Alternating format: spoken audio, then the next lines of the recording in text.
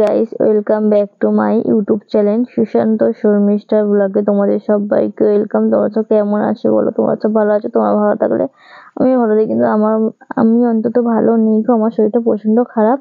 তো পায়ে থাকো, সাথে থাকো, পুরো ব্লগটা জুড়ে থাকো, দেখে নাও গাইস। আমি চলে এসেছি মা বুড়িমার কাছে। তো আমাদের যেহেতু আজকে ভিজিয়ে খাওয়া ছিল, আমি আসবো নাই বলেছিলাম, আমার তো শরীরটা খারাপ। তো ওই জন্যে বাড়ি থেকে সবাইকেই যেতে হয়, প্রত্যেক বছর যাই, আমিও গিয়েছিলাম। সারাদিন না খেয়ে উপোস করে ওখানে গিয়ে তরকারি, মুড়ি, লুচি চিড়ে লাস্টে ভিজিয়ে খেয়ে মায়ের থানে, মানে নিজের চুল দিয়ে মায়ের বেদিটাকে ধুয়ে বাড়ি আসতে হয়। তো ওখান থেকে জল নিয়ে আসতে হয়, আর ওই জলটাই খেতে হয় বাড়িতে। মানে জল খাওয়া যায় না, চলে না।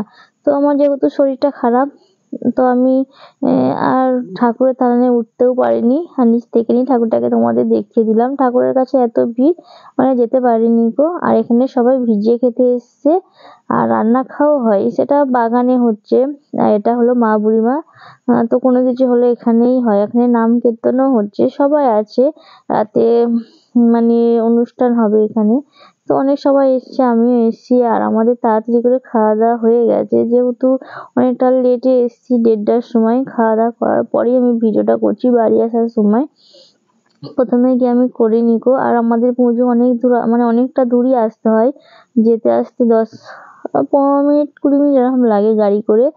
আর আমার যেহেতু ডিল রোড, দুটো রোড পার হয়ে আসতে হয় এখানে।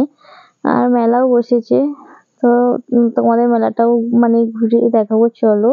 তো প্রথম থেকে শেষ পর্যন্ত ভিডিওটা দেখবে বন্ধুরা, কেউ স্কিপ করবে না। যারা আমার নতুন নতুন বন্ধু ভিডিও দেখছো তাদেরকে বলছি, তারা আমার ভিডিও দেখে লাইক, কমেন্ট, সাবস্ক্রাইব করে পাশে দেখো। যারা পুরাতন তারাও আমার ভিডিও দেখে লাইক, কমেন্ট, মানে শেয়ার করে পাশে দেখো। কেউ ভিডিওটা স্কিপ করবো না। আর মেলা থেকে মানে সেরকম ভালো দোকান আসেনি, আমি তো ভাবলাম যে একটা পার্স কিনবো।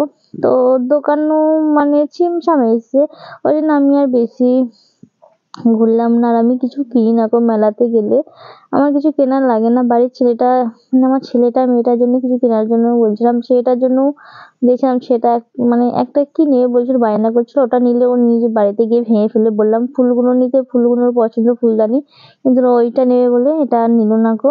আর মেয়েটার জন্য একটা ব্যাগ নেবো মনে করলাম, ব্যাগও আসেনি। তো আমিও নিতাম একটা, মেয়েটার জন্যও নিতাম। তো ব্যাগটাই আমি নিই মেলাতে গেলে, যেহেতু পার্স ওটাই নেওয়া হয়, আর রুমাল নেওয়া হয়, আর এমনি কিছু নেওয়া হয় না। আমরা আবার বাড়ির দিকে রওনা হচ্ছি, আমি বাইকে চেপে পড়েছি, আর ভিতরে ব্যাগ আছে, খাওয়ার দাওয়ার নিয়ে গেছিলাম। তো এদিকে রান্না খাওয়া হচ্ছে, পুরো বাগান। আর যেহেতু আমাদের বাগান দেশে বাড়ি, চারিদিকেই শুধু বাগান। আর বাগানের ভিতর সবাই রান্না বান্না করে, খাওয়া দাওয়া করে, নিরামিষ রান্না বান্না হয়। তো ঠাকুরের কাছে অনেক দূর দূর থেকে রান্না বান্না করতে আসে। ছেলেটা পেছনে চাপবে বলছিল, আমি বললাম না, চাপাতে হবে না, পিছনেই ব্যাগটা নিয়ে বসে আছি। যেহেতু আমার শরীরটা খারাপ, তো ভালো লাগছে না, বললাম তাড়াতাড়ি বাড়ি চলে চলো। সেজন্য মানে চলে যাচ্ছি। আর ব্যাগে যে মিষ্টিগুলো তাড়াতাড়ি করে ভরা হয়নি, মিষ্টির রস পুরো ব্যাগের মধ্যে দিয়ে টপকাচ্ছে গাড়ির সিটেতে। আর দেখ নাও গাইস, যেহেতু আমাদের বাগান দেশে থাকি, আর দুদিকে শুধু বাগান। আর আজকে দুপুরে ওখানে কি কি খেয়েছি, আমাদের পরোটা হয়েছিল, লুচি আমরা খাই না যেহেতু। পরোটা হয়েছিল, কুমড়ো আলু তরকারি আমার ছেলের পছন্দ। তো তার সাথে ছিল রসালো, মানে লাড্ডু ছিল আমার জন্য শুধু, আমার তো খেতে ভালো লাগে। আর ছিল 2 রকমের মিষ্টি, ছিল দই, ছিল চিড়ে, ছিল মুরগি, ছিল শসা, ছিল মুড়ি, ছিল এই ছিল ওখানকার মেনু। এগুলোই ওখানে খেতে হয়।